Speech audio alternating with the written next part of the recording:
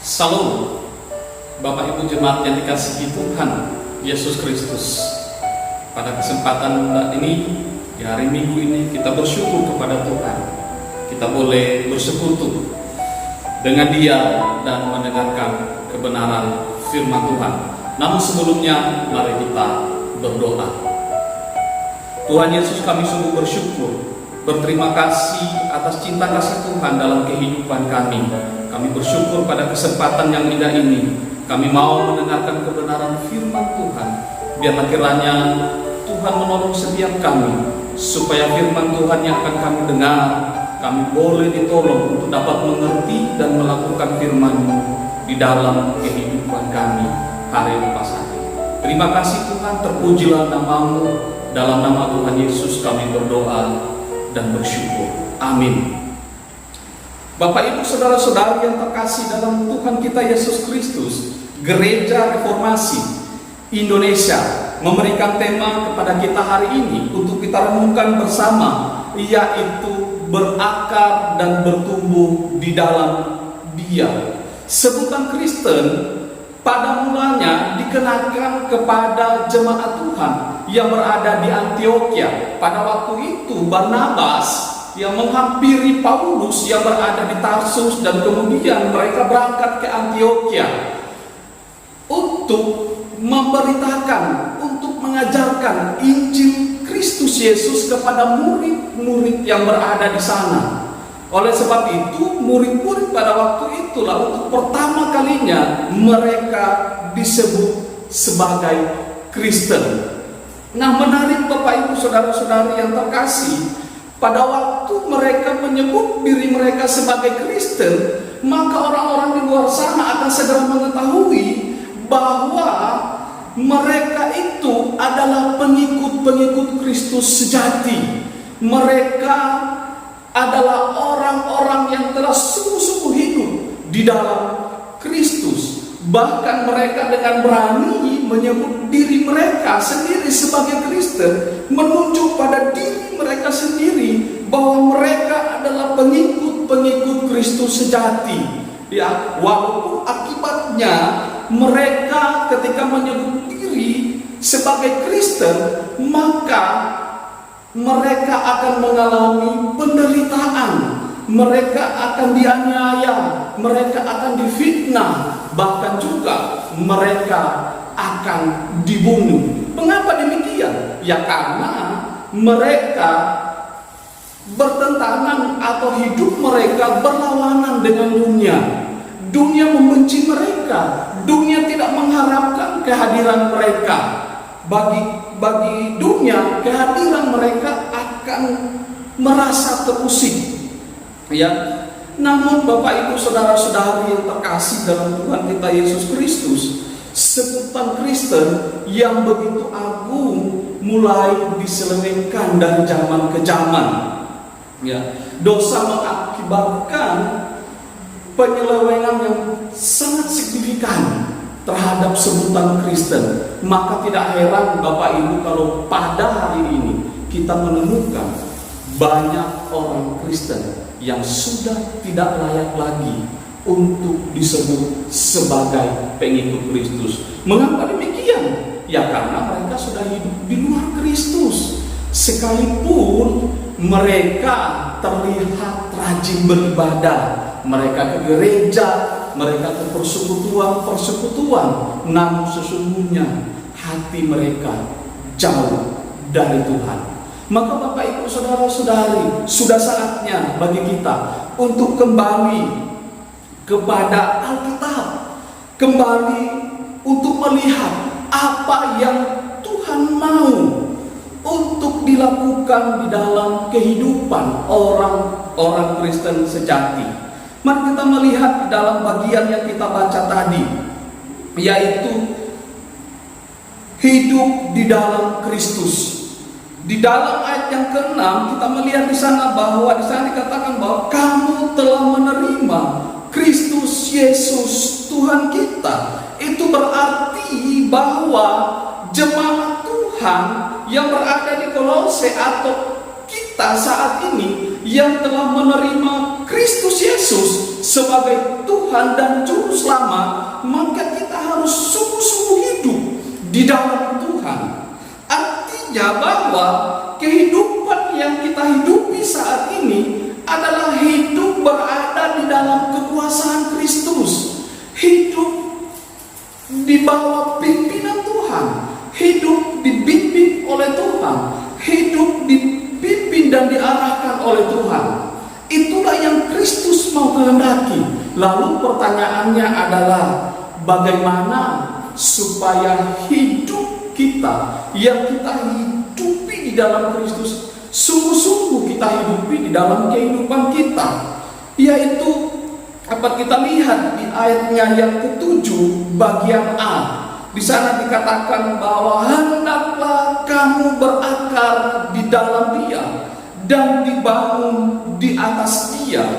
Istilah ini mengingatkan kita kepada janji Tuhan yang ada di dalam perjanjian lama, bahwa ketika umat Tuhan mematuhi perintah Tuhan, mereka akan mengambil akar dan kemudian mereka ditanam dan kemudian bertumbuh, dibangun di dalam dan lain sebagainya.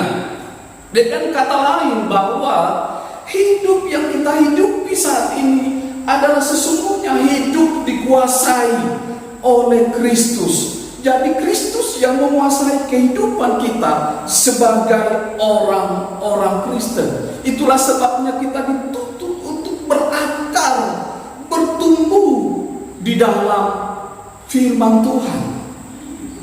Ya, jadi dalam hal ini bukan kita yang berakar, tetapi Tuhan yang menuntun langkah hidup kita untuk terus berakar dan bertumbuh di dalam kebenaran firman Tuhan.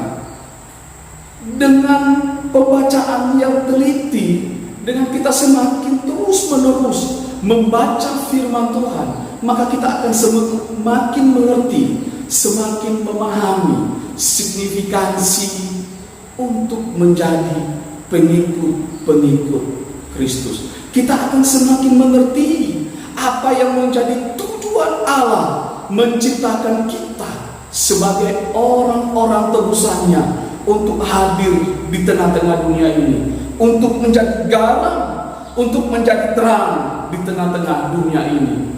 Dapat kita lihat di dalam Matius pasal 5 ayat yang ke-13 sampai ayatnya yang ke-16.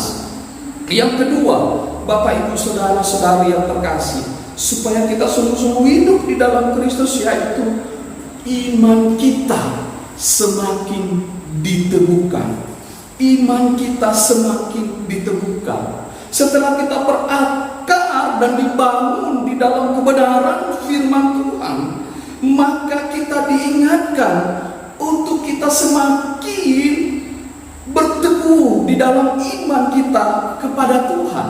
Jadi dalam hal ini adalah bukan kita yang semakin bertumbuh dalam iman kita, tetapi Tuhanlah yang meneguhkan iman kita. Bapak Ibu Saudara-saudari, lalu yang menjadi perenungan bersama kita adalah bahwa tentunya di dalam peneguhan iman kita, Roh Kuduslah yang akan terus menguatkan kita. Roh Kuduslah yang akan tetap senantiasa mengingatkan kita untuk supaya kita semakin beriman kepada Tuhan, supaya kita semakin berharap, bergantung hanya kepada Tuhan. Ya. Oleh karena itu maka patutlah kita syukuri bahwa kalau sampai saat ini kita, saya dan saudara masih tetap beriman kepada Tuhan, itu karena Roh Kudus yang tetap senantiasa menguatkan iman kita kepada Kristus. Yang kedua, Bapak Ibu Saudara-saudari yang terkasih, tentunya kita harus hidup dengan penuh ucapan syukur. Ya. Ucapan syukur kita di sini adalah sebagai respons kita ketika kita berakar dan bertumbuh, dibangun di dalam Dia melalui pengenalan yang benar akan firman Tuhan.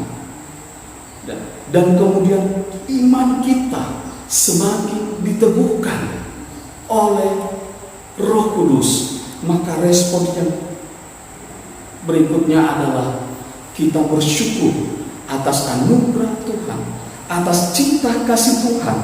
Itulah sebabnya di dalam 1 Tesalonika pasalnya yang kelima, ayatnya yang ke-18, Rasul Paulus mengatakan di sana adalah hendaknya kita tetap senantiasa mengucap syukur di dalam segala hal. Mengapa? Karena dengan bersyukur maka kita akan dengan mudah melewati hidup-hidup kita dengan penuh ucapan syukur, karena semua yang terjadi dalam kehidupan kita adalah anugerah Tuhan. Sehingga baik suka maupun duka, kita akan tetap senantiasa bersyukur. Karena apa? Karena Tuhan yang memampukan kita untuk terus mengucap syukur di dalam segala hal.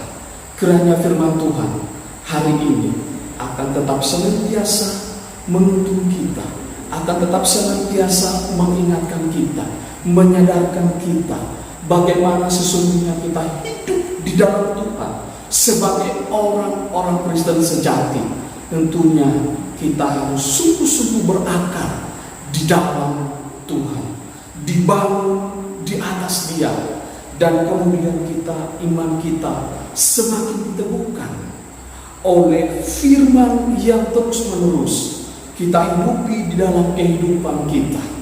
Dan kemudian sebagai respons kita, orang-orang percaya untuk tetap senantiasa bersyukur atas anugerah dan cinta kasih Tuhan. Demikian firman Tuhan. Tuhan Yesus memberkati. Amin. Mari kita berdoa. Bapa di surga, kami bersyukur untuk kebenaran firman Tuhan yang hari ini boleh kami dengar, kami renungkan. Biarlah kiranya Tuhan terus menolong kami supaya kami sungguh-sungguh hidup di dalam Tuhan.